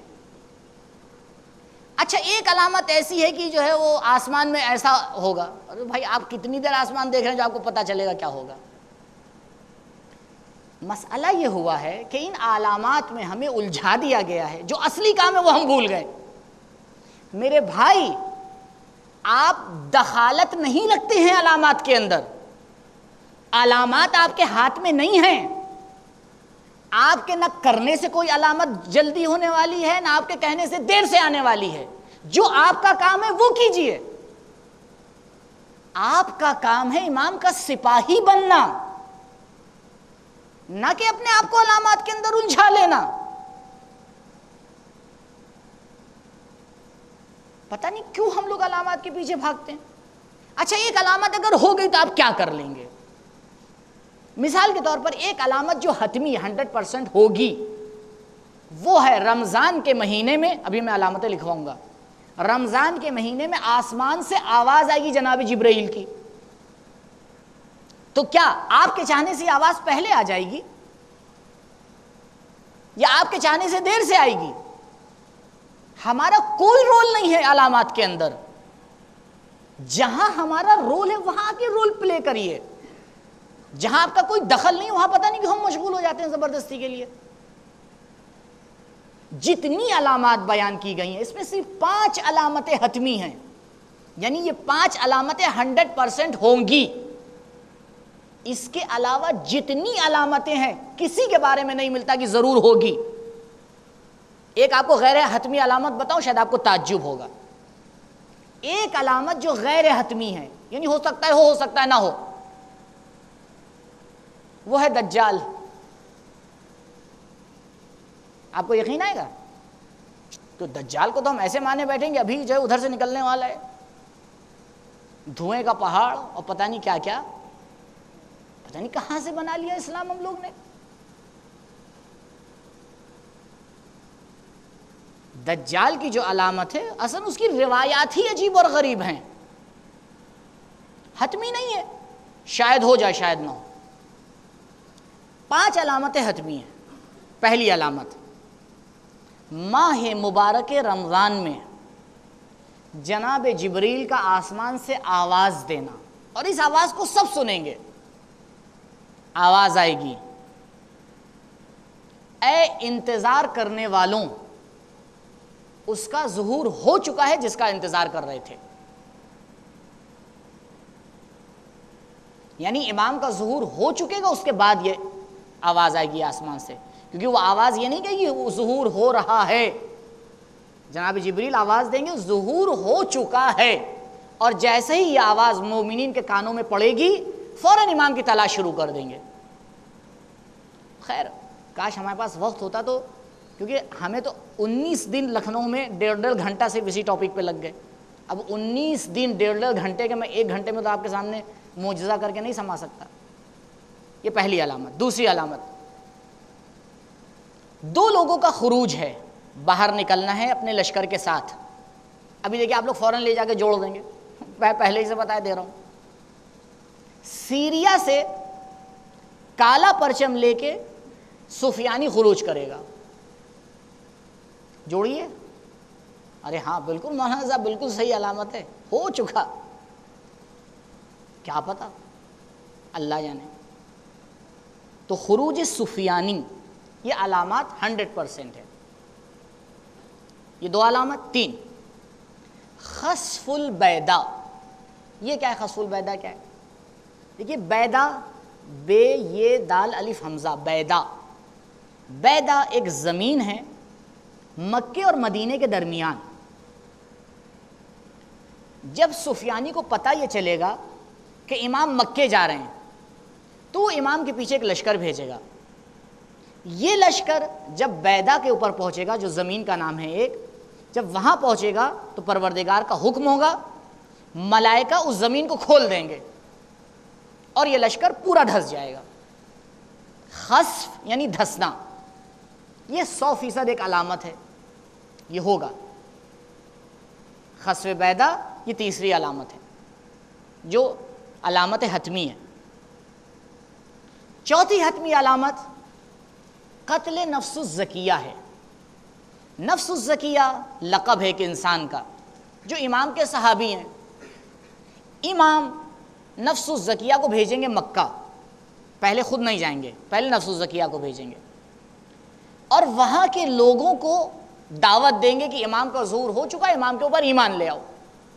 طریقہ کار یہی ہوتا تھا۔ رسول بھی آیا، رسول نے بھی روم لیٹر لکھا، ایران لیٹر لکھا، مصر میں لیٹر لکھا کہ بھائی میں نبی ہوں، میں آیا ہوں، میرے اوپر ایمان لے کے آؤ۔ امام بھی اسی طرح سے اپنا ایک ایلچی بھیجیں گے، اپنا ایک پیغامبر بھیجیں گے جس کا نام ہے نفس الزکیہ۔ وہ جا کے مکے میں مکے والوں کو دعوت دے گا امام کی، لیکن اس کو شہید کر دیا جائے گا۔ جب نفس الزکیہ کی شہادت ہوگی تب امام مکے کی طرف آئیں گے اور یہ سفیانی کا لشکر وہاں پر دھسے گا۔ کیا علامتیں ہوئیں؟ 4۔ پہلی علامت آسمان سے ندا آنا جناب جبریل کا رمضان میں، دوسری سفیانی کا خروج، تیسری خسف بیدا، چوتھی نفس الزکیہ کا قتل، 5ویں علامت جناب یمانی کا خروج ہے، جو یمن سے آ کے خروج کریں گے امام کی حمایت میں۔ تو 2 الگ الگ طرح کے پرچم اٹھیں گے امام کے ظہور کے وقت، ایک سیریا سے اور ایک یمن سے، سیریا سے مخالفت میں، یمن سے حمایت میں۔ یہ کل 5 علامت ہیں جو روایات کے اعتبار سے 100% ہوں گی۔ اس کے علاوہ جتنی علامتیں سنیے گا کوئی علامت حتمی نہیں ہے، کوئی علامت حتمی نہیں ہے، سب غیر حتمی ہیں۔ مثال کے طور پر علامات میں سے ایک علامت یہ ملتی ہے کہ اس وقت آخری حجت کا ظہور ہوگا کہ جب بنی عباس حکومت میں ہوں گے۔ اور بسم اللہ، بنی عباس کی حکومت کو ختم ہوئے کتنے سال ہو گئے؟ وہ بنی عباس کی حکومت میں ظہور نہیں ہوا۔ بنی عباس کی حکومت دولت عثمانی سے پہلے ختم ہو گئی، دولت عثمانی کو ختم ہوئے 200 سال ہو گئے۔ 700 سال دولت عثمانی رہی، 900 سال، 1500 میں سے 900 کم کر لیجئے، 400 سال، 450 سال بنی عباس کی حکومت رہی. روایت کہہ رہی ہے کہ بنی عباس کے دوران میں ظہور ہوگا، نہیں ہوا. کیونکہ یہ جو ظہور کی روایات ہیں اس کو بہت زیادہ جانچ پڑتال کی ضرورت ہے. اتنا اس کے اندر روایاتیں گڑھی گئی ہیں، جس نے چاہے اپنے اعتبار سے روایت بنا لی ہے. کیوں؟ کیونکہ آپ کو نہیں معلوم کتنے اب تک جھوٹے امام زمانہ پیدا ہو چکے ہیں، الا ماشاء اللہ، اور آج بھی ہو رہے ہیں، آج بھی ہو رہے ہیں جھوٹے. وہ انہی روایات کا سہارا لے کے اپنے آپ کو آگے بڑھاتے ہیں، اور عجیب انسان ہیں، ہمیشہ ان کے ساتھ کچھ نہ کچھ لوگ ساتھ میں لگ لیتے ہیں. پتہ نہیں آپ لوگ دہلی گئے نہیں گئے، دہلی میں ایک ٹیمپل ہے، لوٹس ٹیمپل. اگر نہیں گئے تو نیٹ پہ بھی آپ کو مل جائے گا، آج کل ماشاءاللہ سے نیٹ کا زمانہ ہے. لوٹس ٹیمپل جس مکتب کا بنایا ہوا ہے وہ ہے بہائیت. وہابیت الگ ہے، بہائیت الگ ہے. بہائیت ایک عبداللہ ابن بہا نام کا شخص ہے اصفہان کا، اس کا یہ نکالا ہوا ایک مذہب ہے بیوقوف ٹائپ کا. اس انسان نے سب سے پہلے جو شروعات کی تھی یہی کی تھی. سب سے پہلے آگے دعویٰ یہ کیا تھا کہ میں امام زمانہ ہوں. شروعات ہی اس کی یہاں سے ہوئی ہے. اس کے بعد دھیرے دھیرے اس نے آگے کہا کہ نہیں، میں امام زمانہ نہیں، میں رسول ہوں. اور رسالت سے بھی مرحلہ آگے بڑھ گیا تھا. اس نے کہا میں اللہ کا ڈائریکٹ نمائندہ ہوں، جتنے رسول ہیں میرے رسول ہیں. اور پبلک ساتھ دیتی ہے. دیکھیے ظالم کبھی کامیاب نہیں ہو سکتا. بس میری بات ختم. اس سال کا لیکچر یہاں پہ ختم. ظالم کبھی کامیاب نہیں ہو سکتا مگر یہ کہ پبلک میں سے کچھ بے وقوف لوگ اس کا ساتھ دیں. فرعون نہیں بنتا مگر یہ کہ اس کے پاس ایک بیوقوف پرجا ہو. ہمیشہ اس بات کا خیال رکھیے گا، ما یغیر اللہ بقوم حتی یغیروا ما بانفسہم. پروردگار اس قوم و قبیلے کی حالت کبھی نہیں بدلتا جو خود اپنے حالات کو بدلنے کے لیے تیار نہ ہو. کبھی نہ کہیے گا فلاں ظالم پردھان آ گیا، کبھی نہ کہیے گا گاؤں میں غلط مولوی آ گیا، کبھی نہ کہیے گا گاؤں میں غلط ٹیچر آ گیا. ہمیشہ یہ کہیے گا ہم نے غلطی کی. کوئی خود سے نہیں آتا ہے، ہم لے کے آتے ہیں. اگر خود سے آ رہا ہے اور ہم نہیں روک رہے ہیں تو ہم کل خدا کو جواب دیں گے. کل پروردگار ہم سے سوال کرے گا. دین اور ہم کا کلاس تمہارے گاؤں میں لگ رہا تھا، غلط باتیں بیان کی جا رہی تھی، تم نے کیوں نہیں روکا؟ کیوں اٹھ کے نہیں بولے؟ چپ رہے؟ امر بالمعروف اور نہی عن المنکر واجب نہیں تھا؟ تو اپنے آپ کو حسینی کیوں کہتے ہو؟ چپ ہی رہنا تھا تو 72 کا گلا کیوں کٹوا دیا گیا؟ کبھی دوسروں کے اوپر مت ڈالا کریے. اگر اس مقام کو، اس علاقے کو، اس جگہ کو آپ کو آگے بڑھانا ہے، آپ کے ہاتھ میں ہے. ما یغیر اللہ، اللہ بھی نہیں کرنے والا ہے جب تک ہم خود نہ چاہیں. آپ خود نہیں چاہیں گے، آپ کے گاؤں میں ایک صحیح مسجد نہیں ملے گی. کیوں؟ کیونکہ آپ ہی جب جماعت میں شریک نہیں ہوں گے تو مسجد کہاں سے بنے گی؟ آپ خود نہیں چاہیں گے، آپ کے گاؤں میں ایک صحیح اسکول نہیں ملے گا. آپ خود نہیں چاہیں گے، آپ کے گاؤں میں صحیح محرم نہیں ہوگا. آپ خود نہیں چاہیں گے، آپ کے گاؤں میں کسی چیز کا انتظام نہیں ہوگا. اور اگر ہو بھی جائے گا آپ اس کی رکھوالی نہیں کریں گے، برباد ہو جائے گا. لہٰذا جو غیبت کا زمانہ ہے اس میں اپنی ذمہ داریوں کو سمجھیے. جو جتنا بڑا اس کی اتنی ذمہ داری زیادہ، جس کے ہاتھ جتنے کھلے اس کی اتنی ذمہ داری زیادہ. ذمہ داریاں برابر نہیں ہیں. ذمہ داریاں جو جتنا مؤثر ہے، جو جتنا اثر رکھتا ہے وہ اتنا ذمہ دار ہے، کل اس سے اتنا ہی سوال ہوگا، چاہے مرد ہو چاہے عورت ہو. کل پروردگار سوال کرے گا. تم نے اپنے معاشرے کے لیے کیا کیا؟ کیا ہم نے تمہیں طاقت اسی لیے دی تھی کہ صرف آ کے پانی موڑنے کے کام میں لے کے آؤ کہ آج پانی ہمارے کھیت میں آئے گا قبلہ ہاتھ نہ لگانا؟ یا تمہیں اگر ہم نے کچھ بل بوتا طاقت دی تھی تو صرف اس لیے دی تھی کہ تم آ کے کہو کہ ہمارے آگے کوئی بول نہیں سکتا، مجھے کو تاؤ دینے کے لیے دی تھی؟ اگر ہم نے تمہیں مال و دولت دی تھی، کیا تمہیں اس لیے دیا تھا کہ تم آ کے دنیا کے سامنے دکھاؤ کہ ہم بھی پیسے والے ہیں؟ اگر ہم نے تمہیں عزت دی تھی تو کیا اس لیے عزت دی تھی کہ تم دوسروں کو ذلیل کر کے لے جاؤ؟ نہیں، یہ پروردگار نے تمہیں دیا تاکہ تم اس کو خدا کی راہ میں آ کے استعمال کرو۔ پھر دیکھو پروردگار تمہیں کیسے ترقی دیتا ہے۔ سب چیزیں آپ کے ہاتھ میں، جتنی سنتیں جاری ہیں ایک ایک کر کے چیک کریے، صحیح ہے یا غلط؟ صحیح ہے اس کو بڑھاوا دیجئے، اس کو اور آگے لے کے جائیے، غلط ہے سب مل کے ختم کیجئے۔ ایک آدمی کے ختم کرنے سے نہیں ہوتی ہے۔ الحمدللہ 3 سال سے منیارپور میں آتے آتے میرے پاس اتنی لمبی لسٹ بن گئی ہے کہ اگر ابھی سنانا چاہوں تو پہلے میں کیمرہ بند کرواؤں گا پھر آپ کو سناؤں گا کہ ہمارے گاؤں میں کیا کیا رائج ہے۔ پھر اس والے حصے کو بہت درد ہوگا، سیدھی سی بات ہے۔ خواتین کا معاشرے میں غلط رسوم کو ختم کرنے میں بہت بڑا کردار ہوتا ہے۔ غور کریے، اس راستے پہ چلیے جو اہل بیت کا ہے، اس راستے پہ مت چلیے جو آپ کا بنایا ہوا ہے۔ کل پروردگار آپ کے راستے کے اعتبار سے آپ کا حساب اور کتاب نہیں کرے گا۔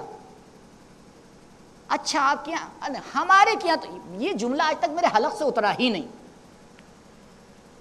ارے مولانا صاحب ہمارے کیا یہ ہوتا ہے، ہم کون ہوتے ہیں؟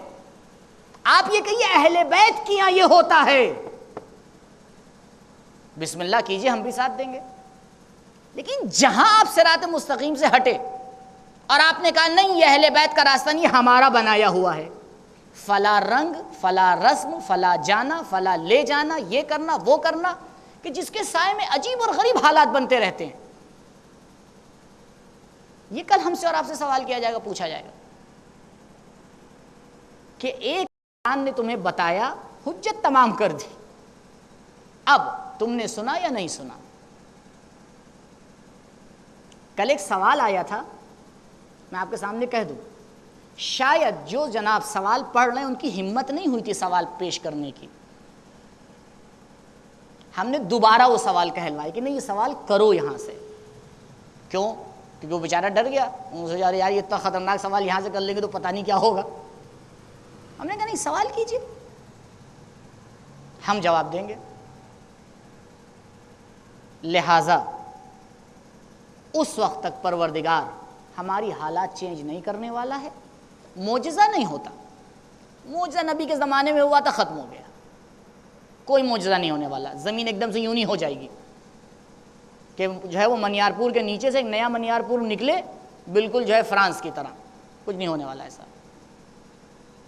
اس کی تہوں میں چلے جائیے یہی رہے گا، آسمان پہ بھی چلے جائیے یہی رہے گا۔ اگر اسے بدلنا ہے ہمیں آپس میں ایک دوسرے کی مدد کرنا پڑے گی۔ جو ذرا سی چیز کے اوپر ہم لوگ ایک دوسرے کے بہت 36 کا آنکڑا بنا کے بیٹھ جاتے ہیں، اسے ہمیں ختم کرنا پڑے گا۔ ہماری دوستیاں خدا کے لیے، دشمنی خدا کے لیے۔ جتنے اللہ والے ہیں ایک قوم ہے، جتنے علی والے ہیں ایک قوم ہے، جتنے حسین والے ہیں ایک قوم ہے۔ نہ امام باڑے بانٹیے نہ مسجدیں بانٹیے۔ مسجدیں آپ کی جاگیر نہیں ہے، امام باڑے آپ کی جاگیر نہیں ہے۔ اہل بیت ہمیں جوڑنے کے لیے آئے تھے، توڑنے کے لیے نہیں آئے تھے۔ کیوں ہم اپنا عمل اور آ کے ان کو بدنام کرتے ہیں؟ کیوں ایسا کرتے ہیں؟ کل کیا جواب دیں گے اہل بیت کو ہم کہ اہل بیت کے نام کے اوپر آ کے اختلاف کر لیتے ہیں؟ اس پہ غور کیجئے، کیونکہ مجھے نہیں یقین ہے اگلے سال عمر رہے باقی رہے میں آ کے سب کہوں یا نہ کہوں۔ رہے گی آؤں گا پھر ایسے ہی کہوں گا، اگر نہیں ٹھیک ہوگا۔ جتنا مجھے وقت ملے گا میں آ کے آپ کو دوں گا، لیکن توقع سے زیادہ نہیں ہو سکتا۔ اس باتوں کا خیال کرنا آپ کی ذمہ داری ہے، بزرگوں کی ذمہ داری ہے، پورے گاؤں کی ذمہ داری ہے۔ کوئی آ کے ایک دوسرے کو ذمہ دار نہ بنائے، سب ایک دوسرے کے ساتھ مل کے اگر چلیں گے تبھی کچھ ہو پائے گا۔ اللہم صلی علی محمد و آل محمد، اللہم ادخل علی اہل القبور السرور، اللہم اغن کل فقیر، اللہم اشب کل جائع، اللہم اکس کل عریان، اللہم اغز دین کل مدین، اللہم فرج عن کل مکروب، اللہم رد کل غریب، اللہم فک کل اسیر، اللہم اصلح کل فاسد من امور المسلمین، اللہم اشف کل مریض، اللہم سد فقرنا بغناک، اللہم غیر سوء حالنا بحسن حالک، اللہم اغز عنا الدین واغننا من الفقر، اللہم عجل لولیک الفرج واجعلنا من اعوانہ وانصارہ وشیعتہ ومحبیہ بفضلک وکرمک ورحمتک یا ارحم الراحمین۔